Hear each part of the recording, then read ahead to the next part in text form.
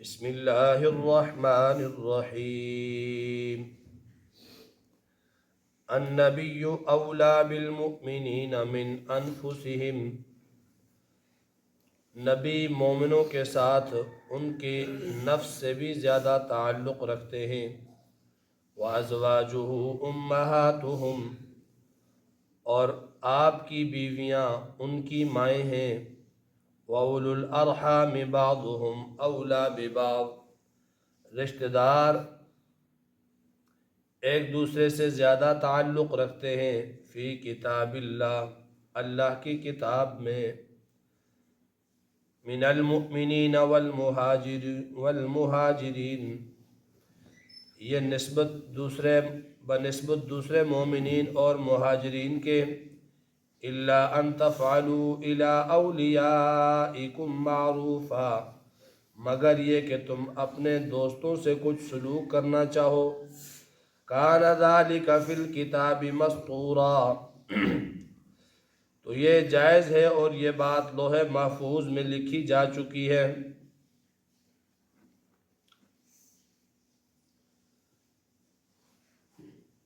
النبی اولا بالمؤمنین من انفسہم وازواجہ امہاتہم۔ اس آیت کریمہ میں اللہ تعالیٰ نے تین اہم مسائل بیان فرمائے ہیں۔ ایک مقام نبوت، اور دوسرا مقام ازواج نبی صلی اللہ علیہ وسلم، اور تیسرا وراثت کا مسئلہ۔ النبی اولا بالمؤمنین من انفسہم، نبی علیہ السلام کا مقام اور مرتبہ، آپ کی شان یہ ہے کہ نبی علیہ السلام مومنوں کے ساتھ ان کے نفس سے بھی زیادہ تعلق رکھتے ہیں، ان کی جان سے بھی زیادہ تعلق رکھتے ہیں۔ یا نبی علیہ السلام مومنوں سے ان کی جان سے بھی زیادہ قریب ہیں، یا یہ کہ نبی علیہ السلام کا حق مومنوں پر ان کی جانوں سے بھی زیادہ ہے۔ تینوں معنی ہیں، تینوں ترجمے ہیں۔ نبی علیہ السلام کا تعلق، آپ کا حق، آپ کی قربت ایمان والوں سے ان کی جانوں سے بھی زیادہ ہے، جسمانی طور پر بھی اور روحانی طور پر بھی۔ قرآن پاک میں دوسرے مقامات پر بھی اللہ تعالیٰ نے اس کی وضاحت فرمائی ہے۔ جسمانی طور پر یوں نبی علیہ السلام زیادہ قریب ہیں کہ ایک امتی کی ادنا تکلیف بھی آپ صلی اللہ علیہ وسلم کو گوارا نہیں ہے۔ ممکن ہے کسی وقت انسان اپنی ذات کے لیے، اپنی جان کے لیے غلط فیصلہ کر لے، لیکن نبی علیہ السلام کبھی بھی اپنی امت کے حق میں کسی غلط فیصلے کو پسند نہیں فرماتے۔ ممکن ہے انسان غلط فہمی میں، غصے میں، غضب میں اپنی جان کو ہلاکت میں ڈال دے، اور نبی علیہ السلام نے اس سے منع فرمایا۔ یہی بات ہے، بے شمار فرامین ہیں نبی علیہ السلام کے کہ جانوں سے بھی زیادہ قریب ہیں، جسمانی طور پر بھی۔ آپ صلی اللہ علیہ وسلم نے فرمایا کہ کوئی بھی آدمی خودکشی نہ کرے، جو خودکشی کرے گا وہ ہمیشہ ہمیشہ جہنم میں رہے گا۔ اسی طرح نبی پاک صلی اللہ علیہ وسلم کا فرمان مبارک ہے کہ تم میں سے جو فوت ہو جائے تو اس کا ترکہ اس کے وارثوں پر ہے، وارثوں کے لیے ہے، اس کی وراثت، اس کا مال اس کے وارثوں کے لیے ہے، اور اس پر مرتے وقت اگر کوئی دین اور قرضہ ہے تو وہ مجھ پر ہے۔ تو آپ صلی اللہ علیہ وسلم اس کی طرف سے وہ ادا کرتے تھے۔ اور اسی طرح آپ صلی اللہ علیہ وسلم کا فرمان ہے کہ جب تم میں سے رات کو کوئی سوئے تو اپنے بستر کو جھاڑ لیا کرے کہ کہیں اس پر کوئی موذی کیڑا مکوڑا سانپ وغیرہ بچھو وغیرہ نہ ہو، تمہیں تکلیف نہ پہنچ جائے۔ آپ صلی اللہ علیہ وسلم نے فرمایا کہ تم میں سے اگر کوئی گھر کی چھت پر سوتا ہے تو جس گھر کی منڈیر نہ ہو، چار دیواری نہ ہو، تو وہاں پر نہ سوئے، نیند میں اٹھے گا تو اسے پتہ نہیں چلے گا۔ ایک حدیث میں آتا ہے تم رات کو سوتے ہو تو چراغ بجھا کر سو۔ یہ لائٹیں تو اس زمانے میں نہیں تھی، اور ان لائٹوں پر بھی صادق آتا ہے کہ چراغ بجھا کر سو، رات کو کوئی چوہا وغیرہ وہاں سے گزر کر چراغ گرا دے گا اور اس سے تمہیں آگ لگ جانے کا خطرہ ہے۔ یعنی اس طرح کے بھی جو معاملات ہیں حضور علیہ الصلوۃ والسلام نے امت کے لیے یہ بھی بتایا ہے۔ تم جلی ہوئی روٹی نہ کھاؤ، کیوں نہ کھاؤ کہ جلی ہوئی روٹی معدے میں جا کر معدہ خراب کر لے گی، تم بیمار ہو جاؤ۔ تو جسمانی طور پر بھی ایک مسلمان کے لیے نبی علیہ الصلوۃ والسلام اس کے بہت زیادہ قریب ہیں، اور روحانی طور پر تو ہے ہی۔ آپ صلی اللہ علیہ وسلم روحانی طور پر ایک مومن کو اس کی جان سے بھی زیادہ عزیز ہیں۔ حدیث پاک کے اندر آتا ہے، حضرت عمر بن خطاب رضی اللہ تعالیٰ عنہ کی روایت ہے، لا یؤمن احدکم حتی اکون احب الیہ من والدہ وولدہ والناس اجمعین۔ تم میں سے کوئی اس وقت تک کامل مومن ہو ہی نہیں سکتا جب تک کہ اس کے نزدیک اس کے نفس سے، اس کے والدین سے، اس کے رشتہ داروں سے، ہر چیز سے زیادہ میں عزیز نہ ہو جاؤں۔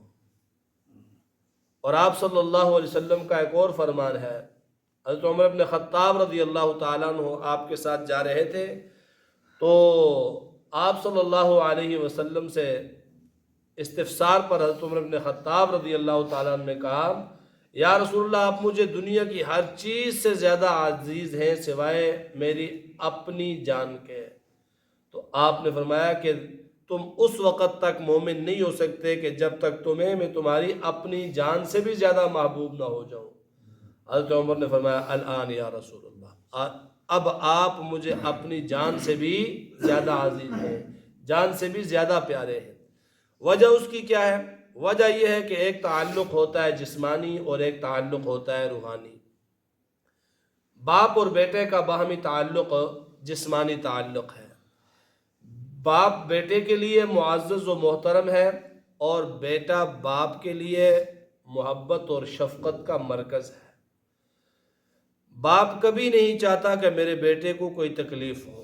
دنیا کی اندر کوئی واحد ہستی ہے وہ باپ ہی ہے کہ وہ اپنے بیٹے کو اپنے سے زیادہ کامیاب دیکھنا پسند کرتا ہے۔ باقی کوئی انسان نہیں ہے دنیا میں کہ کوئی اپنے سے زیادہ کسی کو کامیاب سمجھے، صرف باپ ہے جو بیٹے کو اپنے سے زیادہ کامیاب سمجھنا چاہتا ہے، اپنے سے زیادہ اچھا دیکھنا چاہتا ہے، اپنے سے زیادہ محترم دیکھنا چاہتا ہے۔ یہ تعلق کون سا ہے؟ جسمانی تعلق ہے، اور یہ عارضی تعلق ہے، روح نکلنے کے ساتھ یہ رشتہ باپ بیٹے کا ختم ہو گیا۔ اور نبی علیہ الصلوۃ والسلام کا اور ایک امتی کا تعلق کون سا ہے؟ روحانی تعلق ہے۔ روحانی والد ہے نبی علیہ الصلوۃ والسلام اپنی امت کے، اور جو روحانی تعلق ہے وہ ختم ہونے والا نہیں ہے، نہ دنیا میں ختم ہوتا ہے نہ مرنے کے بعد ختم ہوگا۔ اور آپ صلی اللہ علیہ وسلم نے فرمایا کہ میں تمہارے لیے بے منزلہ والد کے ہوں، جس طرح والد شفیق ہے اپنی اولاد پر، اسی طرح میں بھی تمہارے لیے بے منزلہ والد کے ہوں۔ تو اس لیے فرمایا کہ النبی اولا بالمؤمنین من انفسہم، نبی زیادہ حقدار ہے مومنین کے لیے ان کی جانوں سے، زیادہ حق نبی کا ہے۔ دوسرے مقام پہ اللہ فرماتے ہیں قرآن میں کہ اللہ تعالیٰ نے نبی بھیجا تم ہی میں سے، حریص علیہ ما عنتم بالمؤمنین رؤوف الرحیم، کہ وہ تمہاری جانوں پر تم سے زیادہ حریص ہیں، مومنین کے لیے بہت زیادہ شفیق ہیں۔ تو اس لیے جب نبی کا مقام، نبی کا مرتبہ اتنا زیادہ ہے تو پھر ہمیں اس مقام اور مرتبے کا پاس رکھنا چاہیے، لحاظ رکھنا چاہیے۔ ہم اپنی چھوٹی چھوٹی خواہشات کی بنا پر نبی کی سنت کو قربان کر دیتے ہیں، ہم اپنی چھوٹی سی انا پر نبی کی سنت کو پس پش ڈال دیتے ہیں، ہم اپنے معاشرتی روایات اور رواجات کی وجہ سے نبی علیہ السلام کی تعلیمات کو چھوڑ دیتے ہیں، ہم اپنے لین دین کے معاملات میں معمولی سے نفع کے لیے سنت کو، نبی کی تعلیم کو چھوڑ دیتے ہیں، تو یہ بڑی زیادتی ہے۔ حدیث پاک کے اندر آتا ہے، نبی علیہ السلام نے فرمایا کہ تم جو ہے وہ چھلانگیں لگا لگا کر جہنم میں جا رہے ہو اور میں تمہیں تمہاری کمر سے پکڑ کر پیچھے کر رہا ہوں، یعنی تم جہنم میں جا رہے ہو، میں تمہیں پکڑ پکڑ کر کھینچ رہا ہوں۔ اور جب نبی امت کے اتنے زیادہ قریب، نبی امت پر اتنے زیادہ حق رکھنے والے، تو امت کا کوئی حق نہیں ہے؟ تو فرمایا النبی اولا بالمؤمنین من انفسہم۔ دوسرا مسئلہ وازواجہ امہاتہم، نبی کی بیویاں امت کی مائیں ہیں، نبی کی بیویاں امت کی مائیں ہیں، ادب میں، احترام میں، مقام میں نبی کی بیویاں امت کی مائیں ہیں۔ تا قیامت نبی کی بیوی کے ساتھ کسی غیر کا نکاح نہیں ہو سکتا، غیر کا نکاح نبی کی بیوی کے ساتھ جائز نہیں ہے۔ ادب و احترام میں امت کی مائیں ہیں۔ باقی جو معاملات ہیں، پردہ وغیرہ، وراثت کی تقسیم، اس میں یہ احکامات نہیں ہیں۔ نبی کی بیوی اگرچہ ماں ہے لیکن عام امتی سے اس کا پردہ ہے۔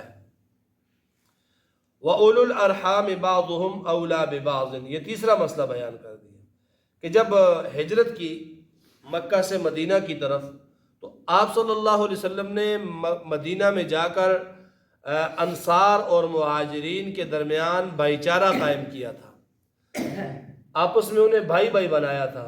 ایک صحابی کا ہاتھ پکڑ کر مہاجر کا انصاری کے ہاتھ میں دے دیا، تم دونوں آپس میں بھائی ہو، تم دونوں بھائی ہو، تم دونوں بھائی ہو۔ کیونکہ مہاجر سب کچھ چھوڑ کے گئے تھے، ان کے پاس تو کچھ بھی نہیں تھا، انصار وہاں کے رہائشی تھے، ان کے پاس تھا۔ تو ساتھ میں آپ صلی اللہ علیہ وسلم نے عارضی طور پر یہ حکم بھی فرما دیا کہ اگر کوئی انصاری فوت ہو جائے تو اس کا وارث مہاجر بنے گا، مہاجر فوت ہو جائے تو اس کا وارث انصاری بنے گا۔ ان کا نسبی تعلق کوئی نہیں تھا، رشتہ داری کا تعلق کوئی نہیں تھا، دودھ کا تعلق کوئی نہیں تھا، بلکہ تعلق کون سا تھا؟ ایمان والا تھا۔ یہ مکہ سے ہجرت کر کے گئے، وہ مدینہ میں ان کی نصرت کر رہے تھے، تو ابتدا میں مہاجر انصاری کا وارث اور انصاری مہاجر کا وارث، مرنے کے بعد ترکہ آپس میں ان میں تقسیم ہوتا تھا، لیکن یہ وقتی طور پر تھا، بعد میں یہ منسوخ ہو گیا۔ فرمایا کہ اب اولو الارحام بعضهم اولا ببعض، تم میں جو رشتہ دار ہیں وہ ایک دوسرے کے زیادہ حقدار ہیں، خونی رشتہ دار ہیں، عصبات ہیں، ذوی الفروض ہیں، ذوی الارحام ہیں، جو تمہارا رشتہ تمہارا ہے وہ تمہارے زیادہ قریب ہیں کہ اب جو ہے وہ مہاجرین کی حالت مالی بھی ٹھیک ہو گئی، اب تمہاری وراثت اسی طریقے پہ تقسیم ہوگی کہ جس طرح باپ کا وارث بیٹا ہوتا ہے، بیٹیاں ہوتی ہیں، بھائی ہوتا ہے، اس کے والدین ہوتے ہیں، اب رشتہ داری کے بنا پر یہ وراثت تقسیم ہوگی۔ إِلَّا أَن تَفْعَلُوا إِلَىٰ أَوْلِيَائِكُمْ مَعْرُوفًا كَانَ ذَلِكَ فِي الْكِتَابِ مَسْطُورًا۔ فرمایا اب مہاجرین انصار کی وراثت میں تو شریک نہیں ہے، وراثت تو ان کے رشتہ داروں کو ملے گی۔ ہاں اگر کوئی ان کے ساتھ اچھائی کرنے کے لیے وصیت کر دے کہ میرے مرنے کے بعد میری وراثت میں سے اتنا حصہ میرے مہاجر بھائی کو دے دینا یا انصاری بھائی کو دے دینا، تو کچھ نہ کچھ اگر ان کے ساتھ وصیت کر جائے، اور یہ وصیت کل مال کی نہیں ہوتی ہے، یہ وصیت منعقد ہوتی ہے تہائی مال میں۔ کوئی اگر یہ کہہ دے کہ میرے مرنے کے بعد میرا سارا مال جو ہے وہ فلاں کو دے دینا، یا مسجد میں دے دینا، یا مدرسے میں دے دینا، مرنے کے بعد، تو وہ سارا نہیں دیا جائے گا، وہ ورثاء کا حق ہے، وہ رشتہ داروں کا حق ہے، وہ اس کے ان حصہ داروں کا حق ہے جن کا شریعت نے حصہ مقرر کیا ہے۔ وراثت اگر کوئی پورے مال کی کر کے مر جاتا ہے، مرنے کے بعد دے دیا جائے، تو پھر کل مال کے تہائی حصے میں وراثت ہوگی، کیونکہ جو ورثاء کے حصے ہیں وہ جبری ہیں، وہ اللہ نے بنائے ہیں۔ یوصیکم اللہ فی اولادکم للذکر مثل حظ الانثیین۔ تو فرمایا کہ اگر ان مہاجرین کو دینا چاہو تو پھر تھوڑی سی وصیت ان کے لیے کر دو، یہ تمہارے لیے جائز ہے۔